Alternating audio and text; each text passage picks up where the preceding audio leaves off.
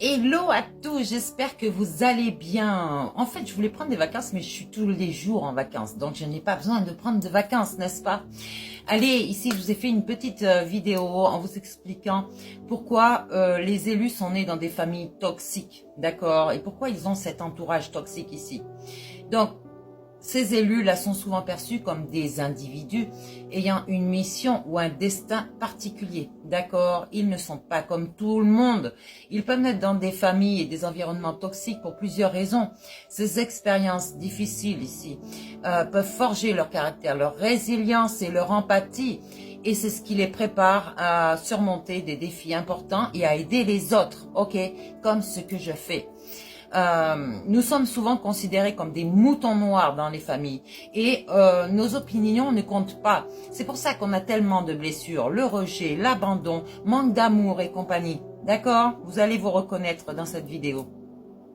Les effets de ces environnements toxiques ici sur les élus peuvent être variés. D'une part, ils peuvent développer une grande force intérieure et une capacité à comprendre et à soutenir ceux qui traversent des épreuves similaires.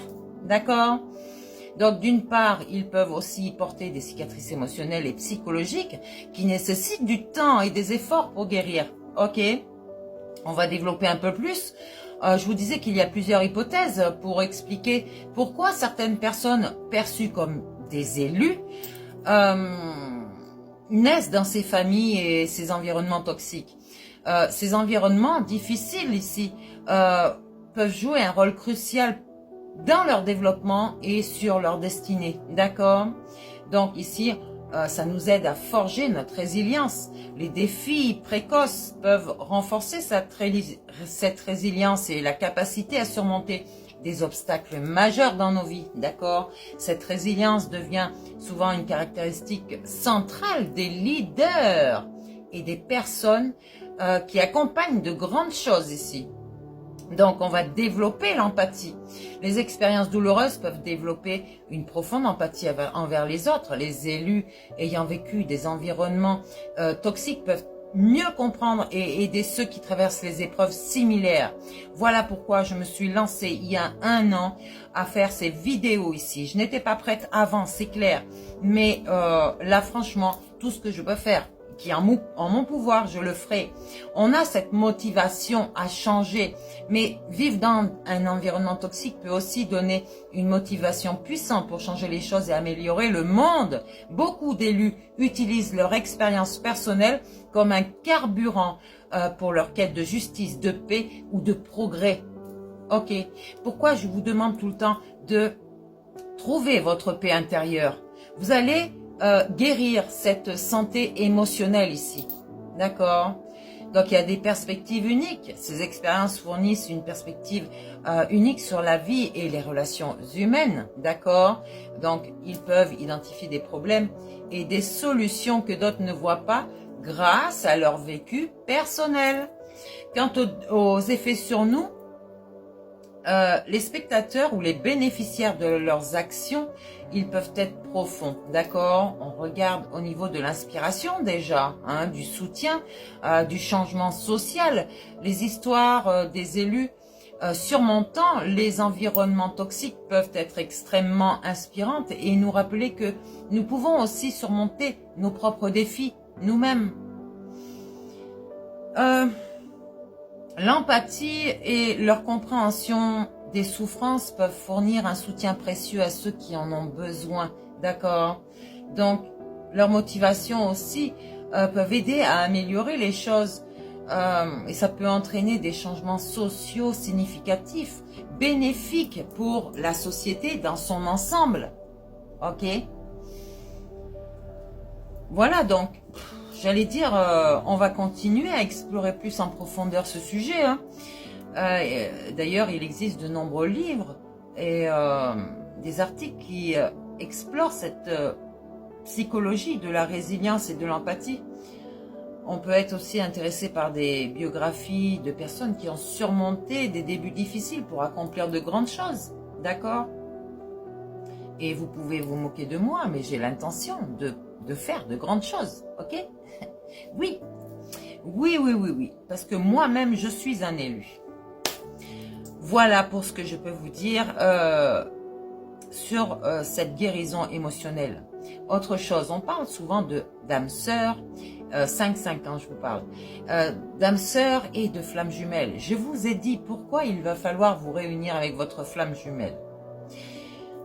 L'âme sœur, ça peut être votre famille, vos enfants, des amis, vos animaux de compagnie. D'accord? Une âme sœur, c'est une âme que vous avez rencontrée qui est votre sœur. Mais une âme jumelle, c'est comme un jumeau qui naît dans le ventre d'une mère. Il a, comment dire, le même sang. Il peut avoir cette même, c'est votre autre moitié d'âme. Votre âme jumelle est votre autre moitié d'âme. Donc réunissez, refaites cette flamme pour faire de grandes choses ici. On peut entre-temps, avant que l'autre soit guéri, avoir une âme sœur à ses côtés. Ou voilà, pour partager des choses. Je ne vous ai jamais dit d'attendre. Je vous ai demandé de patienter jusqu'à ce que votre âme sœur soit guérie avec quelqu'un ou dans votre solitude afin de faire ces grandes choses. Parce que vous êtes l'élu. Si vous êtes sur cette chaîne-là, vous êtes un élu. Donc, regardez votre vie familiale. Est-ce que vous êtes un mouton noir, un vilain petit canard? Est-ce qu'on a rejeté vos opinions? Est-ce qu'on vous a rejeté même vous-même, peut-être même abandonné? Et peut-être que vous vous êtes senti souvent dans l'injustice, l'humiliation aussi pour certains, peut-être à l'école, peut-être même dans votre famille. Je vous laisse regarder et il y a beaucoup de schémas répétitifs à cesser ici. D'accord? Juste déjà pour vous guérir vous-même. En guérissant vous-même, j'allais dire, vous allez donner l'opportunité que votre famille se guérisse. Ok? Donc, réfléchissez bien à ce que vous voulez vraiment. Une âme sœur, oui, vous allez vivre tranquillement comme ça.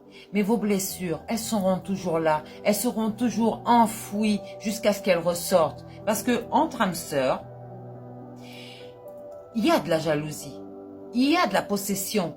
Il y a un contrôle. Parce que l'autre même n'est pas guéri. Essayez de comprendre tout ça. On ne peut pas guérir sans souffrir. C'est pas possible. On ne peut pas guérir émotionnellement sans souffrir. Il va falloir que les gens en face de vous vous montrent, même jusqu'au choc émotionnel, pour que vous puissiez guérir. Donc guérissez tout seul, c'est vachement bien. C'est même mieux, d'accord? Et dès l'instant où vous allez commencer à rentrer dans votre guérison, eh ben tout va suivre, d'accord? Vous allez sauver vos générations futures. Ils n'auront plus ces schémas répétitifs de vos anciennes vies, de votre lignée familiale, de vos ancêtres donc. Ok? Allez, je vous encourage vraiment. Hein. Forgez déjà cette résilience, d'accord? Développez cette empathie envers vous-même, la compassion envers vous-même et après envers les autres. De toute façon, la matière est le reflet de ce que vous êtes, d'accord?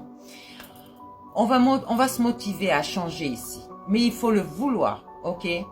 Si vous ne voulez pas, c'est pas la peine, vous n'y arriverez pas. Parce que vraiment, je vous le répète, on ne guérit pas sans souffrance, d'accord?